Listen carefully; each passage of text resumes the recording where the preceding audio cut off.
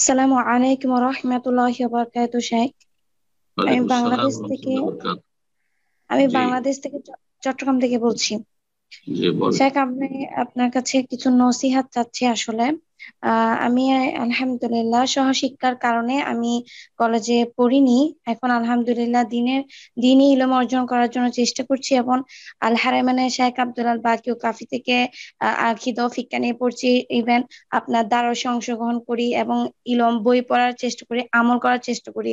কিন্তু ইদানিং দেখা যাচ্ছে কিছু বোনরা আমাকে বেশি বিভ্রান্ত করে বলছে যে কেন এটা ছেড়েছি, সহশিক্ষা কেন ছেড়েছি, এটাও করা যায়, দিন এলমও করা যায়।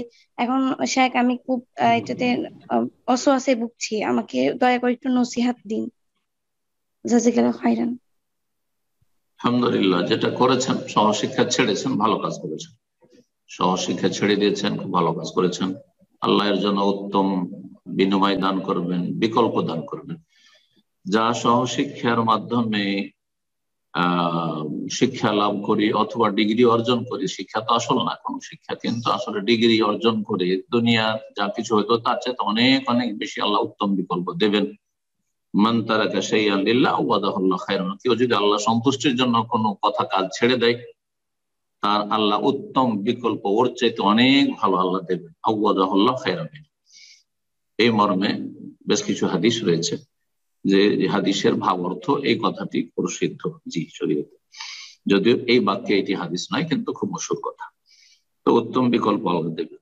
আর আপনি আল্লাহ সন্তুষ্টির জন্য ছেড়েছেন, আর সেই সব দূষিত পরিবেশ ছেড়েছেন, খারাপ জায়গায় ছেড়েছেন, যদিও সেখানেও ভালো কেউ আছে, থাকতে পারে, কিন্তু তাদের সংখ্যা খুব কম। যারা ভালো থাকার চেষ্টা করছে তারাও ভালো থাকতে পারছে না।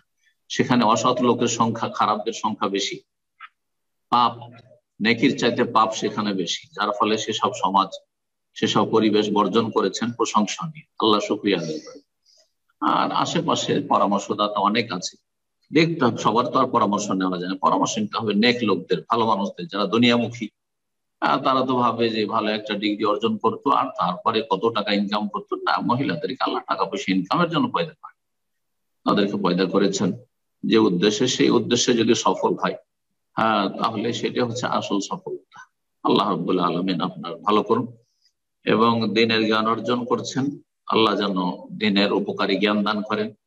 এবং দিনের জ্ঞান অর্জনের ক্ষেত্রে আল্লাহ রাব্বুল আলামিন যেন সততা, আমানত এবং নেক আখলাক, আমল ঠিক রাখার তৌফিক দান করেন। ফিতনা ফাসাদ থেকে দিনের নামে, দিনের লেবাসে অনেকেই ফিতনায় লিপ্ত, অন্যদেরকে ফিতনায় লিপ্ত করে। এই সমস্ত ফিতনা থেকে আল্লাহ যেন বাঁচিয়েও রাখেন। আল্লাহর সমস্ত রকমের অনিষ্ট থেকে আল্লাহ যেন বাঁচিয়ে রাখেন।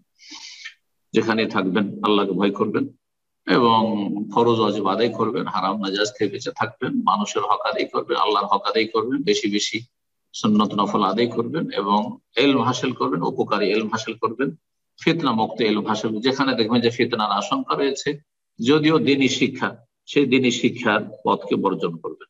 জি।